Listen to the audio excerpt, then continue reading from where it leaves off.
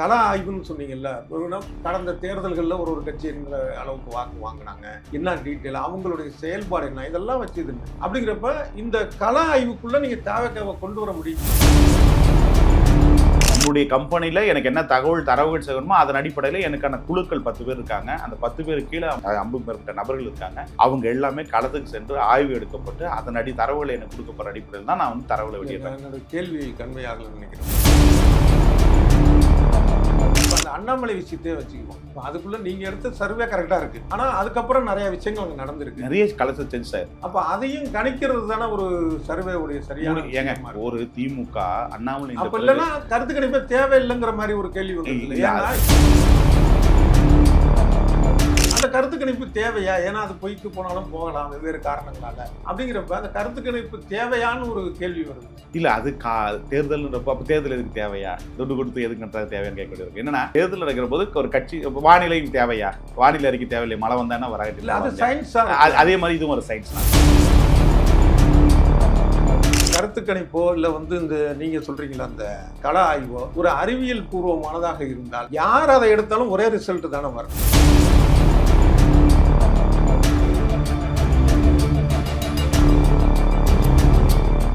வணக்கம்.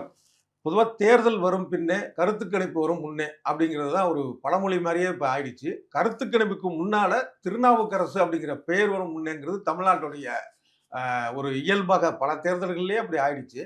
இந்த மாதிரியான ஒரு கருத்து கணிப்பு அவருடைய பார்வையில் சொல்லப்போனால் கள ஆய்வு செய்யக்கூடிய IPDS இந்த நிறுவனத்தை வைத்திருக்கிற திருநாவுக்கரசு அவர்களை சந்திக்கிறோம். வணக்கம். என் தமிழ் தவறுகளும் உங்கள் சேனல் நேயர்கள் அனைவருக்கும் அன்பு வணக்கம். மூத்த பத்திரிகையாளர், மூத்த அனுபவம் கொண்டவர், உங்களோடு நான் கலந்துடன் மற்றற்றால் மகிழ்ச்சி அடைகிறேன். ரொம்ப மகிழ்ச்சி. பொதுவாக அந்த கருத்து கணிப்புன்னு நீங்க சொல்றது இல்லை, அதை வந்து கள ஆய்வு அப்படிங்கிறீங்க. கருத்து கணிப்புங்கிறதுக்கும் கள ஆய்வுக்கும் என்ன வித்தியாசம்? ஆனால் கருத்து நீங்க கேட்டு நான் கணக்கு தான் கருத்து. அது காலம் மாறி போச்சு. நான் 2002 அப்போல்லாம் போய் மக்கள்கிட்ட கேட்டு தான் வந்து கருத்தை கேட்டு வதிப்போம். இப்போ அப்படி இல்லைண்ணா. இப்போ வந்து எண்ணியல், பண்பியல், உடையல் பொருளுக்கு அப்பாற்பட்டு ஹிஸ்டாரிக் டேட்டா, கரண்ட் டேட்டா, அது மட்டும் இல்லாமல் நீங்கள் சாஃப்ட்வேர் டூல்ஸ் நிறைய வந்துருச்சு. இன்ஸ்டாகிராமு, ஃபேஸ்புக்கு, ட்விட்டரு, அத்தனை ஐட்டம் சாஃப்ட்வேரும் வந்து டேட்டாஸ் இது பண்ணணும். நம்ம எடுக்கிற மேனுவலாக எடுக்கிற விஷயங்களை டேட்டாவில் பொருத்தணும். ஸோ இதெல்லாம் வச்சு இது பண்ணி தான் பர்சேவ் வைக்கிறது. இல்லை சர்வேல எங்கன்னா மிஸ்டேக் ஆகுதுன்னா இதில் நம்ம இப்போ நான் உதாரணத்துக்கு நான் ஒரு இப்போ இந்த சர்வேலேயே ஒரு விஷயம் அனுபவம் எனக்கு. ஒரு நம்பர், இந்த நம்பர் இன்னும் ஒரு ஃபிக்ஸ் பண்ணுறேன், ஆனால் ஏயில் வேறு மாதிரி காட்டுது. சாஃப்ட்வேரில் டேட்டா சயின்ஸில் வேறு மாதிரி காட்டுது. ஸோ அதுவும் மேட்ச் ஆகணும். ஸோ நான் எடுக்கிற மேனுவலாக எடுக்கிற டேட்டாஸும் அந்த சயின்ஸாக இருக்கிற டேட்டாஸும் ரெண்டும் மிக்ஸ் ஆகணும். மிக்ஸ் ஆகிறப்ப அந்த பர்சன்ட் கரெக்ட் ஆகணும். அப்படின்னா எல்லாமே டோட்டலாக மாறுது. இப்போ அதெல்லாம் இது இப்போ இனி வருங்கிறதுக்குன்னா நாங்களாம் அப்போலாம் 2004 வந்து கோபிச்செட்டி, உதாரணத்துக்கு இப்போ கோபிச்செட்டி பெரிய குளம் 2 மட்டும் கணிக்க முடியல. பெரிய குளத்தில் முதல் தினகரன் அப்போ தான் 500 ரூபா கலாச்சாரத்தை பூத்துறாரு. அப்புறம் கோபிச்செட்டியோட அந்த எம்ஜிஆருடைய கோட்டை, இந்த 2 பார்லிமெண்ட் வரையும் கணிக்க முடியல. மீதி எல்லாமே கரெக்டாக வந்து 30 வெற்றி பெற வாய்ப்பு இருக்குன்னு கரெக்டாக இதாச்சு. அப்போ வந்து நான் அது கரெக்டாக சொல்லிட்டேன். 2 மட்டும் கணிக்க முடியல, இழுபறியா இருக்கு. மீதி வந்து 38 திமுக வெற்றி பெறும் சொன்னேன். அதே மாதிரி வந்துச்சு. அப்போ மேனுவலா இது பண்ணா அது கருத்து கேட்டு கணக்கு வைக்கிறது, அது ஒர்க் அவுட் ஆச்சு. இப்போ வந்து இன்னைக்கு 25 ஆண்டுகள் கழிச்சு என்டையர் மாறி போச்சு. இப்போ நாங்கெல்லாம் நாட்டு டாக்டர், இப்போ சயின்ஸ் டாக்டராகவும் எடுக்க வேண்டியதா இருக்கு. இப்போ நல்லா நான் நாடி பார்த்து இப்போ சயின்ஸாகவும் பார்க்க வேண்டிய சூழ்நிலை மாதிரி இதெல்லாம் ஒப்பிட்டு வைக்கிறப்போ இன்னைக்கு ஸ்ட்ராட்டஜி கம்பெனின்ற போது, டேட்டாஸான்ற போது கட்சியினுடைய கோர் ஓட்டுகள் சரிஞ்சிருக்கா இல்லையா, கட்சியுடைய செயல்பாடுகள் எப்படி இருக்கு, ஆளுங்கட்சி செயல்பாடு எப்படி இருக்கு, ஆளுங்கட்சி எதிர்கட்சி எந்த அளவுக்கு செயல்படுறாங்க, அவங்க ஓட்டு வங்கி இன்க்ரீஸ் பண்ணுறாங்களா, இன்க்ரீஸ் பண்ணாமல் இருக்காங்களா, கட்சி குரோத் வளர்ந்துருக்கா வளரலையா, அப்புறம் அவங்களோட மாற்று கட்சிகளுடைய வளர்ச்சி எப்படி, அவங்க மக்கள் மத்தியில் அந்த போராட்டங்கள் முன்னெடுப்பது மக்களும் சென்றடைக்குதா, திட்டங்கள் போய் சென்றடைக்குதா, இப்படி பல்வேறு விதமான கோணங்களை ஒப்பிட்டு கலாய்வு எடுக்கப்பட்டு அதனுடைய தொகுப்பை தான் வந்து வெளியிடதான் கலாய்வுன்னு சொல்ற முடிய கருத்து கணிப்புன்றது நான் முரண்படும். ஏன்னா கருத்து தான் கருத்து கணிப்பு. இது கருத்து கடந்த தேர்தல்கள் எல்லாம் போட்டியிட்ட ஒரு கட்சிகள் இருக்கும், அவங்க என்ன வாக்கு வாங்கியிருக்காங்க அதெல்லாம் ஒப்பிடணும். அது இப்ப பாருங்க, அப்படி கேட்கிறப்போது போன தேர்தலுக்கும் இந்த தேர்தலும் ஒப்பிட முடியாது. ஏன்னா போன நாடாளுமன்ற தேர்தலுக்கும் இந்த தேர்தலும் ஒப்பிட முடியாது. 21க்கும் இது ஒப்பிட முடியாது. ஏன்னா என்டையர் இந்த சீசனே, இந்த எலெக்ஷன் 2020 என்டையர் கேமே வேற. ஸோ விசித்திரமான தேர்தலா இருக்கு. ஸோ இதுக்கு வரை வரலாற்றுல இதுல கருத்து கணிப்புங்கிறது முக்கியத்துவப்படுது, கல ஆய்வு முக்கியத்துவப்படுது. இப்போ நான் கிட்ட 26 வருஷமா 97 இந்த அரசியலை வந்து பகுப்பாய்வு பண்ணிட்டு இருக்கேன்.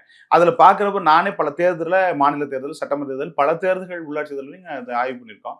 இந்த தேர்தலில் ஒப்பிட்டு பார்க்குறப்ப இது என்டையர் மாறுது. ஸோ நம்ம ஜென்ரேஷன் மாறுது, ஒரு தலைமுறையே மாறுது. அது கிட்டத்தட்ட 5,67,00,000 பேர்ல எஸ்ஐஆர் வந்த பிறகு வயது முப்பனவர்கள் இந்த கள்ள ஓட்டு வந்து திமுக அதிமுக தான் போடும். இப்போ அது வந்து குறையும், இந்த எலெக்ஷன்ல குறையும். ஏன்னா ரெகுலரா அவங்க தான் ஓட்டு போடக்கூடிய நபர்கள். இப்போ உதாரணத்துக்கு எங்க அம்மா வந்து இறந்துட்டாங்க. நான் படிச்சு வந்தாலும் கிராமத்தில் சோம்பேறித்தனம் பட்டு இப்போ பதிவு வந்து இது பண்ணாம எஸ்ஐஆர் மூலமா நான் எங்க அம்மா பேரை நீக்கிட்டேன். ஸோ இந்த மாதிரி வந்து நீக்க விடாம விட்டுருவோம். ஸோ கணக்குறையா விட்டுருவோம். அந்த மாதிரி இருக்கிறத வந்து என்ன பண்ணுவோம், போலியா வந்து வாக்கு போடுறதா திமுக அதிகமாக அதில் களை கண்டவங்க. இப்போ அது வந்து தடுக்கப்பட்டுச்சு. இப்போ அந்த 5,67,00,000 பேர் சவால் என்னன்னா, பெண்கள் வாக்கள் இந்த தேர்தலில் பிரதானமா இருக்கு. அதனால தான் இந்த திமுக 5,000 கொடுத்தாங்க. அது ஒண்ணு போக, இதுல இளைஞர்கள் வாக்களும் பிரதானமா இருக்கு. கிட்டத்தட்ட 3 கோடி வாக்கள், அதாவது 1,05,00,000 வாக்கள் 18 to 19 வயசுக்குள்ள. எஞ்சிய வாக்கள்ன்ற போது கிட்டத்தட்ட 3 கோடி ஓட்டு வந்து பாத்தீங்கன்னா 40 வயசுக்குள்ள வராங்க. அதுதான் பெரிய சவாலான தேர்தல். இது எல்லாம் கருத்து கணிப்பா, அதாவது இந்த எலெக்ஷனுக்காக எடுத்திருக்கீங்க. எடுத்து இப்ப கரண்ட் மேட்டரை வந்து எடுக்கிறதுக்கு கருத்து கணிப்பு உதவுது. எந்தெந்த வயதுல உள்ளவங்க. இதுல எனக்கு 2 கேள்வி வருது. இப்ப அப்படி பாக்குறப்ப என்னன்னா, இதுல வந்து திமுக, அதிமுக போன்றவர்கள் இளையவர்களே இல்ல, வயது மூப்பானதான் தான் இருக்காங்க. குறிப்பா அதிமுகல 65 வயசு 70 வயசு ஆனவங்க தான் மாவட்ட செயலர், ஒன்றிய செயலர், நகர செயலர் 2 கட்சியிலுமே போத் பார்ட்டிஸ்னா 25 வருஷம், 30 வருஷம், 40 வருஷம். எனக்கு ஒரு சின்ன கேள்வி இல்லை. எப்படின்னா, இந்த கள ஆய்வுன்னு சொன்னீங்கல்ல, கடந்த தேர்தல்கள்ல ஒரு கட்சி எந்த அளவுக்கு வாக்கு வாங்கினாங்க, என்ன டீட்டெயில், அவங்களுடைய செயல்பாடு என்ன, இதெல்லாம் வச்சு இது என்ன. இப்ப தேவைக்காப்பு அந்த மாதிரி எதுவுமே சொல்ல முடியாது. ஏன்னா கடந்த தேர்தலே உங்களுக்கு இல்லை, தான் ஃபர்ஸ்ட் தேர்தல். கட்சியுடைய செயல்பாடுன்னு நம்ம சொல்ல முடியாது. ஏன்னா ஆரம்பிச்சு 2 வருஷம் தான் ஆச்சு. இதுல அவங்களுடைய செயல்பாடுகள் மேலேயும் நிறைய விமர்சனங்கள் இருக்கு. அப்படிங்கிறப்ப இந்த கள ஆய்வுக்குள்ள நீங்க தேவைக்காவை கொண்டு வர முடியுமா? அதுதான் சவால். அதுதான் இப்ப இருக்கிற, அதை பண்ணி ஆகணும். நம்ம ப்ரொஃபஷனலா அதை செஞ்சுதான் ஆகணும். அதுலதான் சவால். ஏன்னா திமுக கோர் ஓட்டு தாவேக்கால குறையும். இந்த தேர்தல் வருகிற செப்டம்பர் 2020 தேர்தலை பொறுத்தவரை தாவேக்கா இரு பெரும் கட்சிகளுக்கும் பெரும் சவாலாக அமைவதற்கு வாய்ப்பு இருக்குன்னு எடுத்துக்கலாம். ஏன்னா தாவேக்கா வந்து தனித்துவமா வளரல. இந்த கட்சிகள் இருந்த ஆட்கள் தான் அந்த கட்சிக்கு போறாங்க. அப்புறம் திமுக உதாரணத்துக்கு ஒரு 12% வாக்குகள் போவதற்கு வாய்ப்பு இருக்கு. நான் தாவேக்கால வந்து புதிதா ஓட்டு போடக்கூடியவங்க வந்ததாகவும் ஒரு கருத்து, அதுவும் வருது. திமுகவுடைய பாரம்பரியங்களும் ஓட்டு போடுறாங்க. 50 வயசு 60 வயசுக்கு ஓட்டு போடுறாங்க. விஸ்திரமான தேர்தலா இருக்கு சார் அது. அதாவது இது எப்படி கணிச்சீங்க கருத்து கணிப்பு? அதுதான், அது கிட்டத்தட்ட இதை எப்படி முடிக்குறை 3 ஆய்வு எடுத்துட்டேன். Part 1, part 2, part 3. இது பார்ட் 3 மொத்தத்தையும் சேர்த்து ஒரு தொகுப்பா தான் நான் வெளியிடப்பட்டிருக்கேன். இதுல மொத்தத்தையும் சேர்த்து இப்பதான் வந்து ஃபைனல் முடிக்க வந்திருக்கேன். இப்பதான் வந்து எப்படி ஒரு ஃபைனல் இப்படி வரும்ன்ற ஒரு எக்ஸாக்ட் வந்துச்சு. இப்போ அடுத்து கேண்டிடேட் பிரச்சாரம் வரும்போது மேக்ஸிமம் கிட்டத்தட்ட நெக் டு நெக் கொண்டு வந்துருவோம். ஸோ மேக்ஸிமம் கிட்டத்தட்ட ஒரு 5% டிஃபரெண்ட் கேம் வந்து முடிப்போம். அது கொண்டு வந்து முடிச்சிடும், அந்த பர்சன்டேஜ்குள்ள அடங்கிடும். ஸோ அப்படி பார்க்குறப்ப தாவேக்கா பொறுத்தவரை கிட்டத்தட்ட இன்னைக்கு இருக்க சூழ்நிலை திமுக கூட்டது 12% வாக்களும், அதிமுக கூட்டது 8% வாக்களும், நாம் தமிழ் 2% வாக்களும், இதை கூட்டினவே 22.50. அதான் எப்படி சொல்றீங்க?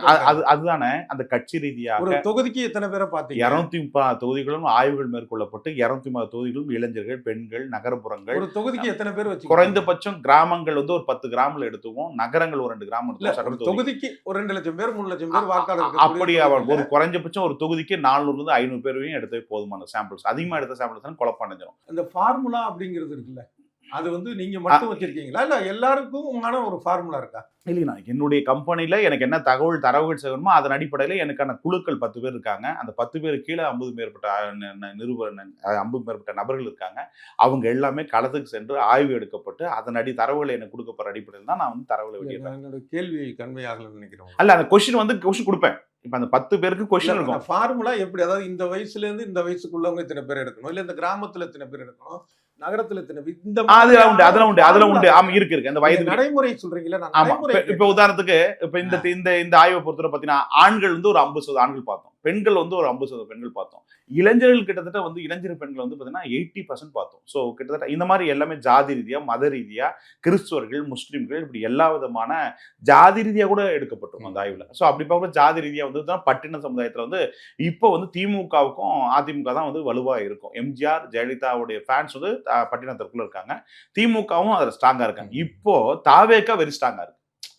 அந்த சமுதாய மக்களிடம் கேட்கிறப்ப அது ஸ்ட்ராங்கா இருக்கு. அந்த சமுதாயம் தான் பார்த்தா மாற்று சமுதாயத்தை பத்தி ஆய்வு பண்ணா பாட்டாளி கட்சி வன்னியர் சமுதாயம் சேர்ந்தவங்களும் அதுல அதிகமா இருக்காங்க. ஸோ வடார்கடை மாவட்டம், தருமபுரி, கிருஷ்ணகிரி, சேலம், கள்ளக்குறிச்சி, விருதுநகர், விருத்தாச்சலம், கடலூர், இந்த பகுதிகள் ஊட்டிகள், மயிலாடுதுறை ஊட்டிட்ட பகுதிகளில் வந்து நிறைய வன்னியர்கள் அதிகமா இருக்காங்க. அந்த வன்னியர் இருக்கிற பகுதியில் பார்த்தீங்கன்னா அந்த ஓட்டுகளும் தாவே காப்புறதுக்கு வாய்ப்பு இருக்கிறது. ஸோ இந்த மாதிரில மட்டும் பார்த்தா தென் மாவட்டம் யாதவா, சிவகங்கை யாதவா, அப்புறம் முக்குளத்தூர், இப்படி பார்க்குறப்போ இந்த சமுதாய ஓட்டுகளும் நாங்கள் எடுக்கப்படுற போது இதுலயும் வந்து திமுக அதிமுக ஓட்டுகளை தாவேக்கா பறிக்குது. ஸோ இப்படிலாம் பார்க்குறப்போது அப்புறம் கட்சியிலேருந்து எவ்வளோ போகுது, அதிமுகலேருந்து எவ்வளோ போகுது, திமுக எவ்வளோ போகுது, இதெல்லாம் பகுப்பாய்வு 3 ஆய்வுகள் எடுக்கப்பட்டது தான் இப்போ ஒரு தோராயமா 22.50% ஓட்டுகள் கூட்டணி ஓட்டுகள், ரசிகர் ஓட்டுகள் 5% கூட 28.9% அக்யூரன்சியா இருக்கு. இதுக்கு மேல வந்து கூட்டணி சசிகலா, ஓபிஎஸ் மற்றவெல்லாம் சேர்ந்து கூட்டணி சேரலாம், இல்ல சேராம போலாம். அதெல்லாம் அடுத்த கணக்கில் அமையும். ஸோ இப்போதைக்கு பொறுத்தவரை தாவேக்கா ஒரு 30% வாக்குகளை பெறக்கூடிய கட்சியா, பிரதானமான பெரிய கட்சியா இருப்பதற்கு வாய்ப்பு இருக்கா நான் பார்க்க போறேன். தனித்து தனித்து. சரி. இப்ப உங்களுக்குன்னு ஒரு ஃபார்முலா வச்சிருக்கிறீங்கல்ல. இதே மாதிரி தான் எல்லாருக்குமான ஒரு ஃபார்முலா இருக்குதா? ஒரு ஒரு எல்லா கருத்து கணிப்புகளுக்கும் இந்த மாதிரியான ஒரு ஃபார்முலால தான் அவங்க போறாங்க. அப்படிதானே? இல்ல எல்லா கருத்துக்களையும் ஃபார்முலானா ஸ்டாஃப் சொல்றீங்களா? ஸ்டாஃப் எண்ணிக்கை இல்ல. ஃபார்முலா. அதாவது இத்தனை பேர் இந்த வயது உள்ளவங்கள இத்தனை பேர் எடுக்கணும், கிராமத்துல இத்தனை பேர் எடுக்கணும், இந்த ஜாதியில இத்தனை பேர் எடுக்கணும். இப்படி ஒரு ஃபார்முலா. ஆமா இருக்கு. பங்கேற்றோர் பின்னணின்னு சொல்லுவோம். அந்த தலைப்புல வந்து நம்ம ஆய்வுல இத யார் முதல்ல உருவாக்குனது? நான் முதல்ல லயலா காலேஜ்ல கல்ச்சுரல் கம்யூனிகேஷன் மீடியான்னு சொல்லி கிரெடிட் கோர்ஸ். அந்த கிரெடிட் கோர்ஸ்ல லயலா காலேஜ் படிக்கிறப்ப எப்பயுமே வந்து 1 இயர்ல இருந்து 2வது வருஷம் போனா 14 கிரெடிட் எடுத்து தான் போக முடியும். ஆளுனா போக முடியாது. எக்ஸ்ட்ரா கிரெடிட் கோர்ஸ் 2 கிரெடிட்ஸ்னு சொல்லுவாங்க. அந்த இது இருந்தா தான் போக முடியும். அப்படி பார்க்கறப்ப அந்த கல்ச்சுரல் கம்யூனிகேஷன் மீடியான்னு சொல்லி அந்த கோர்ஸ்ல தனராசு தமிழ் பேரரசு தனராசு தான் இன்சார்ஜ்.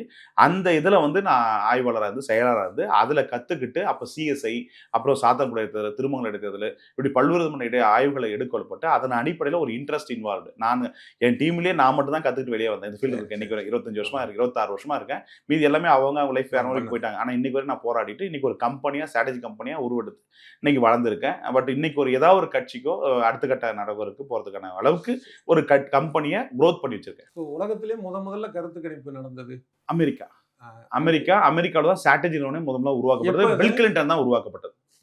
ஸோ அவர் தான் முதலாக வந்து அங்கே ஸ்ட்ராட்டஜி கம்பெனின்றத உதயமாச்சு. அதன் அடிப்படையில் அது கூட தொழிலாளர்களுக்காக லேபர் அசோசியேஷனுக்காக வந்து முதல்ல ஆரம்பிக்கப்பட்டது. அப்புறம் நாளடைவில் படிப்படியாக வளர்ச்சி பெற்று பில் கிளின்டன் அவர்களுக்கு ஸ்ட்ராட்டஜி நிறுவனம் அங்கே புகுத்தப்பட்டது. அதன் அடிப்படையில் வளர்ச்சி அடைந்த காரணத்தில் நம்ம இந்தியாவில் இருக்க பிரசாந்த் கிஷோர் போன்றவர்கள்லாம் அங்கே போயிட்டு அதை பார்த்துட்டு வந்து இந்தியாவில் புகுத்தப்பட்டு இன்றைக்கு பலவிதமான நிறுவனங்கள் இந்தியாவில் புகுத்தப்பட்டிருக்கு. ஜனநாயக நாட்டில் ஒரு கட்சிக்கு இன்றைக்கு இருக்கிற சொல்ல ஒரு கட்சிக்கு யுக்தி வகுப்பு இல்லாமல் ஒரு கட்சி செயல்பட முடியாத அளவுக்கு இன்றைக்கு பிரதானமாக ஸ்ட்ராட்டஜி நிறுவனங்கள் செயல்பட்டு கூட பார்க்கலாம். அதுல குறிப்பா நான் பார்க்குறது தமிழ்நாட்டை பொறுத்த பிரசாந்த் கிஷோர் இருந்து சுனில் வரையும் இப்போ இருக்கிற ஆட்கள் வரையும் நான் அவங்களோட தரவுகளை பகிர்ந்து கொண்டிருக்கேன், பண்ணிருக்கேன். என்னன்னா தமிழ்நாட்டுக்காரனுக்கு தமிழனுக்கு அங்கீகாரம் இல்லை, வடநாட்டுக்காரனோ ஆந்திராக்காரனோ கர்நாடகாரனோ மாற்று மாநிலத்தை சேர்ந்தவன் இங்க இருக்க தலைவர்களை வைத்து வருமானம் ஈட்டு கொண்டு போய் கொண்டிருக்கிறார். நம்மளை போட்ட தமிழர்கள் தமிழ் பண்பாடு 210 தொகுதிகளுடைய உட்கூறுகள் மக்களுடைய எண்ணங்கள் பிம்பங்கள் அத்தனையும் தெரிந்தும் அறிந்தும் இருந்தாலும் நம் அறிவு அந்த தலைவர்களுக்கு தேவைப்படலை. சோ அந்த மாதிரி சூழ்நிலை இருக்கிறது. நாமும் குறிக்கார மாதிரி ஒரு பேகை தூக்கிட்டு வேறு மாநிலம் போய் பொழைச்சதான் பொழைப்பு கிடக்க முடியும். தமிழ்நாட்டில் வந்து பொழைப்பு நடக்காது. இது பில் கிளின்டன் காலத்துல சொன்னீங்கல்ல. ஆனா என்னன்னா சொல்றாங்கன்னா 1936 ஜான் கேலப் அப்படிங்கிறவர் ஒரு ஆய்வு அதான் முதல் கருத்து அது ஆய்வு சர்வே உருவானது. அது வந்து அவர் அந்த கள ஆய்வு கருத்து கணிப்பு அப்படின்னு வச்சிருந்தாரு. அப்ப அவர் என்ன பண்ணாருன்னா ஒட்டுமொத்தமாக அந்த அதிபர் தேர்தலில் யார் வருவாங்கன்னா பல லட்சம் பேரை போய் பார்க்காம சில ஆயிரம் பேர் பார்த்து அதை வந்து சொன்னாரு. அது அப்படியே நடந்துச்சு. அவர் தான் கருத்து கணிப்பு கள ஆய்வின் தந்தை உலகத்தின். அவருடைய ஃபார்முலாவை தான் இப்போ உலகத்துல எல்லாரும் பின்பற்றுறாங்க. ஆமா இது ஒரு சாம்பிள். அந்த சாம்பிள் எப்படி எடுக்கிறது மாதிரிகள் அப்படின்னு சொல்றாங்க. இப்ப நீங்களும் அந்த ஃபார்முலால 100% அதனுடைய ஃபார்முலா தான் பயன்படுத்த போறோம். ஃபார்முலா இல்லாம டேட்டாஸ் அந்த ஜான் கேலப்புடைய அந்த ஆரம்ப அது மட்டும் இல்லாம உலகத்திலே இருக்கிற மாற்று நாடுகள் பிரிட்டன் இருக்கிற நாடுகள் மற்றும் ஏனைய உலக நாடுகளை எப்படி சர்வே எடுக்கப்படுறாங்க மெத்தடாலஜிகளை எல்லாம் அதெல்லாம் எடுக்கப்பட்டு ஆனா அது என்டையர் இது சிஸ்டமே வேற. ஸோ இப்போ வந்து அவங்க சர்வே முறையெல்லாம் மெத்தடாலஜி வேற. நம்ம இந்தியாவுக்கு இது பண்ண முடியாது. இந்தியாவுடைய கலாச்சாரம் பண்பாடு கூறுகள் வேற. அங்க அமெரிக்கா லண்டன் போன்ற உலக நாடுகள் இருக்கிற கலாச்சார பண்பாடு கூறுகிற இப்போ என்டையர் சர்வே மெத்தடாலஜி நிறைய மாறிடுச்சு. அப்ப மாதிரி இப்ப இல்ல. என்ன வருதுன்னா இந்த ஜான் கேலப் வந்து 1936 எடுத்த சர்வே இல்ல கள ஆய்வு கருத்து கணிப்பு அது வெற்றி பெற்றது. உலகம் முழுக்க அவர் போற்றப்பட்டார். ஆனா அதுக்கு அவரை தான் வந்து இந்த கருத்து கணிப்பின் கள ஆய்வின் தந்தைன்னு சொல்றாங்க. அவருடைய ஃபார்முலாவை இப்ப நீங்க சொன்ன மாதிரி எல்லாரும் பின்பற்றுறாங்க. ஆனா பின் நாட்கள்ல அவருடைய கருத்து கணிப்புகள் பல இதே வந்து தவறா போச்சு. ஆனா எல்லாமே தவறா போகுது காரணம் என்ன? உதாரணத்துக்கு நான் சொல்றேன், எனக்கு நடந்த சம்பவம் சொல்றேன். ஆனா ஒண்ணு இல்லை, IPDS.com.in இணையத்துல போய் பாருங்க. அதுல வந்து பாத்தீங்கன்னா 19, 21, 24 எல்லாத்துக்கும் எக்ஸிட் போல் கூட இந்தியாவில் உள்ள முதல்ல நான் வந்து சக்சஸா கொடுத்துருக்கேன். ஸோ அந்த டேட்டாஸ் எல்லாம் இருக்கு, போய் பார்த்துக்கலாம். சில விஷயங்களை தவறதுக்கு என்ன சதிகள்னு இப்போ கோயம்புத்தூர் எடுத்தேன்னா ஓட்டு ட்ரை பண்ணேன். நான் எப்பயும் மாநில பாராளுமன்ற தேர்தல் சட்டமன்ற தேர்தலோட நடத்திட்டு போவேன். இதை உங்களுக்கு க்ளோஸ் பண்ணி முடிக்கிறேன். எனக்கு நடந்த சம்பவத்தை பகிர்றேன். அண்ணாமலை அவர்கள் தமிழகத்தின் ஒரு பாஜக கட்சியின் தலைவர், ஒரு பிரபலமா திடீர்னு குறுகிய காலத்துல தமிழகம் முழுக்க கவரப்பட்ட பிரபலமான தலைவர். அப்படி பார்க்கிற போது ஒரு அறிவுசார் தலைவர். இப்போ இங்க இருக்கிறவங்களுக்கு அந்த அளவுக்கு அறிவுப்பட்ட தலைவரை நான் ஏத்துக்க மாட்டேன். நான் கலைஞர் எனக்கு ரொம்ப பிடிக்கும். அவருடைய அறிவு, சிந்தனை, பேச்சாற்றல் பிடிக்கும். நான் கோயம்புத்தூர்ல போய் நான் கிட்டத்தட்ட 50 லட்ச ரூபாய் என் சொந்த காசு செலவு பண்ணிட்டு ஜனவரி மாசம் வந்து 10 லட்ச ரூபா ஒவ்வொரு மாசம் செலவு பண்ணி, இது அண்ணாமலை நான் காசு வாங்கல, நானே சொந்த காசை போட்டு டேட்டாஸ்லாம் எடுக்கப்பட்டு பண்ணி அக்யூரன்சியா நான் நம்பர் வரை சேலஞ்ச் பண்ணேன். கட்டாயம் வர வேண்டியது. எங்க தப்புச்சுன்னா, செந்தில் பாலாஜி ஜெயில உட்காந்துக்கிட்டு, மருத்துவர் அறையில் உட்காந்துக்கிட்டு அதிமுக ஓட்டுக்கெல்லாம் திமுகவுக்கு டிரான்ஸ்ஃபர் பண்ணிட்டார். 7% ஓட்டு போச்சு. அந்த 7% ஓட்டு அண்ணாமலைக்கு வந்தா இன்னும் கொஞ்சம் ஒர்க் அவுட் பண்ணிருந்து சூலூர் மற்ற ஏன்னா தேவர் சமுதாய வாக்கள் வந்து அங்கே தினகரனையும் ஓபிஎஸ் கூட்டு பிரச்சாரம் பண்ணிருந்து துட்டுக்கு பணம் கொடுத்துருந்து இப்போ கவுண்டம்பாளையம் மற்ற இடங்கள்லாம் வந்து பிஜேபியிலேருந்து உள்ளடி வேலை பார்த்தாங்க. ஸோ அந்த உள்ளடியெல்லாம் பார்க்காம சதி செய்யாமல் இது பண்ணாங்கன்னா நிச்சயமாக 100% வெற்றி பெற்றுக்கணும். அண்ணாமலைக்கு இன்னும் கொஞ்சம் டெத்தாக இறங்கி பிரச்சாரம் பண்ணிக்கணும். இன்னும் கூடுதலான நேரங்களை எடுத்து பிரச்சாரம் பண்ணிதானா நிச்சயமாக ஒரு சான்ஸ் அமைக்கும். சில மாற்றம் அப்படி தான் வாய்ப்பு இருக்கும். ஆனால் அது தவற விட்டதற்கு காரணமாக ஏன் சர்வே தோத்து போச்சு. நான் எடுத்த பிக்சர் எங்கே மிஸ் ஆகுதுன்னா, இங்க அரசியல்வாதிகளுடைய செயல்பாடுகள், தேர்தல் அணுகுமுறைகள் மற்றும் எதிரணிகளுடைய வியூகங்களால சர்வே அடிப்படுது. ஸோ நேர்மையா அக்யூரன்சியா இருந்தா பிரச்சனை இல்லை. அதிமுக 200 ரூபா பணம் கொடுத்தாங்க, திமுக 500 ரூபா ஒரு ஓட்டு பணம் கொடுத்தாங்க, சிலர்ல 1000 ரூபா கொடுக்கப்பட்டாங்க. இதுல வந்து நாம என்ன பண்ண முடியும்?